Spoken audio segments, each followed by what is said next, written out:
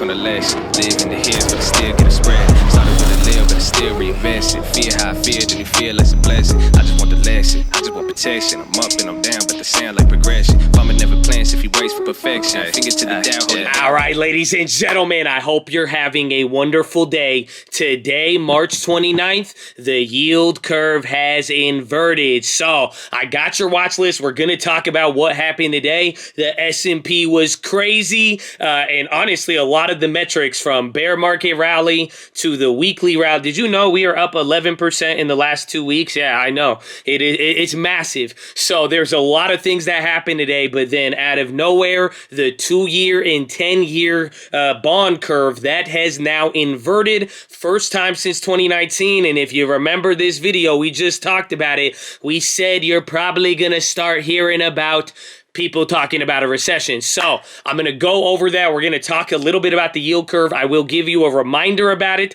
as well as include some of what we saw here today and kind of the next steps. We'll go over the news and events and why the market went up today. And then I got 3 stacks that I'm looking at. 3, but one of them I really like, and we're already in it. So we're going to see what happens, but drop your thumbs up on the video. Make sure you're subscribed, and we'll see you in the morning. YouTube.com/thestockmarket. Now you see, I'm not like repping fake news, but you see the shirt. You guys remember this? I wore this one in like a video in like 2019 or something, and I remember people were saying it's cool. And honestly, with what happened today, I mean, I don't know. Anyways, okay, but as far as what happened, here's the S&P. It is very simple. There was optimism from peace talk sentiment. So this is how I boiled it down very simply today. I mean, some people thought it was the peace talks. You did get some comments from the Kremlin, and they were like, yeah, it is, we saw something constructive, I believe was the quote. And they were really talking positive about it, but it seems like what all of today boiled down to was troops moving. That's it. A lot of the people, or a lot of the troops from Kyiv, they pulled back, and now this is what you got with people talking about where they're saying they're kind of skeptical, but literally the Russian pullback from Kyiv, they're saying it's likely to be limited and tactical, but for the most part, it seems like there's some negotiations, or at the very least, you are watching Russian troops pull back. So if they come back, that will be negative. If they stay there, it will be good. Here's a quote, I believe Sean Cruz, senior market strategist at TD, he said, you are getting a look at how the market might respond to de-escalation. He said, I do think we will get more headlines around slow but sure progress, and discussions of at least being willing to come to the bargaining table becoming more frequent, and that will be the driver of intraday volatility. So I really like that quote. I really do agree with it, and it could be the driver here. But for today, that is what really brought us up. Oil came down, and then it came back up, and you can see here on the daily, it is playing out that Omicron pattern that we have been talking about. So we're going to see how that plays up. Energy stocks were the only thing that were down. Everything else was able to rally. We got earnings after hours. Restoration, they did good, but guided down, and they did blame Ukraine. I thought that one was interesting. And then you did Micron. They actually did good, and they held up. And then Lululemon as well. I think Micron came down a little bit, but not so bad. We're going to start hearing from the earnings, but there was all of that. And now the main story, the yield curve has inverted. So before I even tell you that, I want you to see this one right here. What inversion?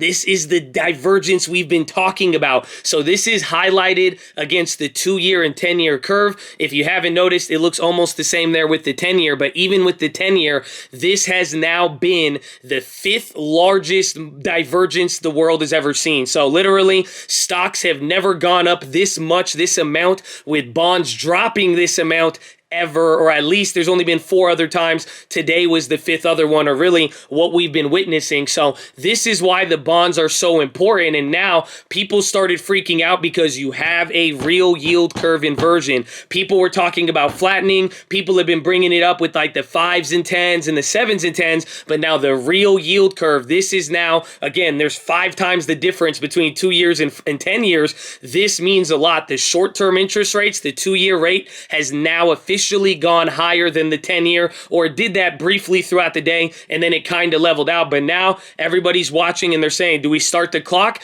I think once it starts to hold, I mean, once it does it once, you're probably going to see it soon here. But for the most part now, everyone's going to talk about recession.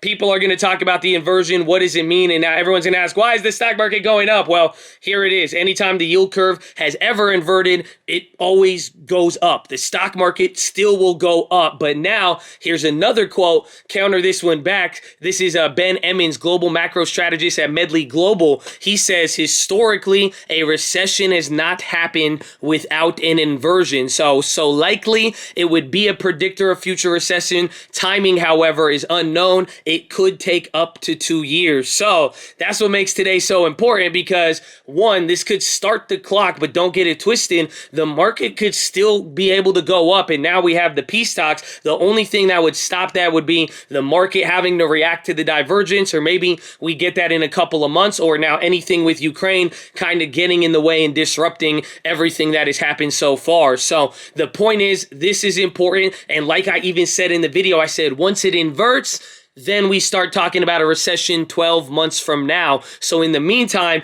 this means you better keep your eyes on watch. It doesn't mean we are going to have an imminent drop or an imminent crash. You know, the other factors I just listed, this is how it feeds into the whole flash crash scenario where we see the divergence still. If the markets keep on bouncing up and they have to react to an external like energy and all of that, then we would get that quick pullback. But even then, a lot of people are going to start talking about recession. This necessarily isn't the time just yet, but we really do need to start paying attention. So you're definitely going to see headlines like this: bond market flashes recession. Again, today was the important day now because you actually had it happen. The last time we saw this was like 2019, and again, that was coming off of 2018. And just imagine even Powell around those moments.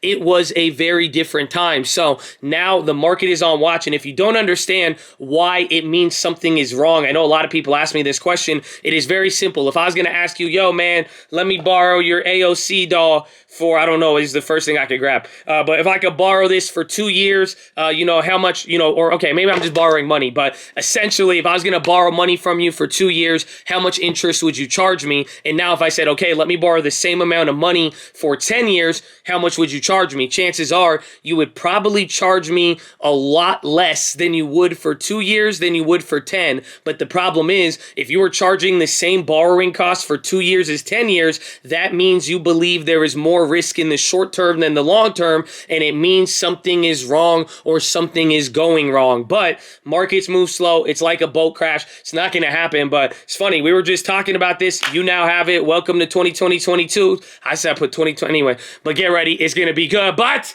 let us get into the play. I still haven't figured it out on here. We're going to have to work on that, chat. But as far as the plays, I got one that I'm really, really looking at coming into tomorrow. It is EXC. So we brought this up. We have two different plays. I got these ones near the money. Oh, wait, they actually went in the money after hours. So we had the 47s. We bought those a couple of days ago. We actually made two trades. This one was a scanner play. They're related to like nuclear energy and all that. Remember, like UUU started ripping up and then EXC didn't play along. Well, take a look at this daily chart. They have been running up here. So finally, the contracts have been lagging a little bit. We went for an average down the other day on the 55 call. So I still got these. My break even's 15 cents. But now I like how it's moving. The last couple days, even with commodity names and other things dropping, they have held up. So I really, really like it. This is a big one coming into tomorrow. That's the first play. The second one, back to oil, but simply to watch the premium. So like COP, PSX, and then like XOM, but really PSX, we still have that play, and somehow it is still up 50%. I'm actually pretty mind blown because remember, that one was a later stage play. So I'm still holding the May $50 87.5 call. I don't know why I said $50. It's up about 50%. So I may sell out of this one soon, but I want to see. But I'm going to be looking at premiums tomorrow and want to see if this is now one of those bounce opportunities. So watch out for that. And then coming into the third play, it's actually going to be three plays. Micron, Lulu, and Restoration all post earnings. So even when the market gets crazy, I love these types of plays because it gives us something to focus on no matter what. So that way we could watch the commodities, watch everything else, but then you at least know there will be a specific catalyst. So we have videos on the strategy essentially either in the morning or after the first big pop or drop. We're going to look to make some continuation plays and just play the direction on which it continues from in the morning. So those are going to be the main plays. As far as any other plays that I made today, I had those old Ubers, or they were like Mays, I think. I sold out of them. It was like a 30% gain, and then I did the same thing there with the Ford plays. We bought those a couple weeks ago. These plays were down. They got back up, so I was like, all right, it's a big rally day, but we're going to sell out of these now. I was like, because if it does come down, the premiums will be really, really clapped. So got rid of those. Didn't make any other plays. I grabbed a $30 play for Micron on next week. That met the criteria. We're going to talk about this here as we get into earnings. I will probably make another specific video because I was looking at a lot of these plays today, and if you remember the the standard deviation criteria, I saw it today and they were actually really cheap. So it was cheap on the put side. That's why I grabbed the Micron. Everything else just riding out the plays that we got. And then I forgot to mention this yesterday. I made a play on corn futures. I got a big one yesterday. I was down $1,700 in the morning. It's kind of chilling out right now, but I am starting to build a position on corn. So we'll see what happens with it. Be careful. Don't trade futures. Again, none of this recommendation. I'm just trying to financial educational purpose. I think today. But I love you. God bless you. Those are the main ones. As far as any other plays, I mean, still watching the safe havens. Again, all of the records that we broke. I mean, this has been like the 98 or 99 percentile rally. Again, one of the bigger, 10-day moves that we have ever had. So it's just like there is a lot going on right now. So watching some of those big safe havens, watching the main plays, and then being patient. And then, like we said, baby, keep it small and have money for the next move. That is the key. So I hope you're ready. Still holding the EGWs, VGK. None of that has changed. Keep watching the videos. Go back. It's all the same. You'll talk to me on Monday, but give it some time. Again, we're going to watch this play out. Okay, I'm trying to end it here too, and I don't know, I'm awkward with it. But Chad, I love you, baby. God bless you. Control what you can control, and peace out. That was so weird. Like, why did I do,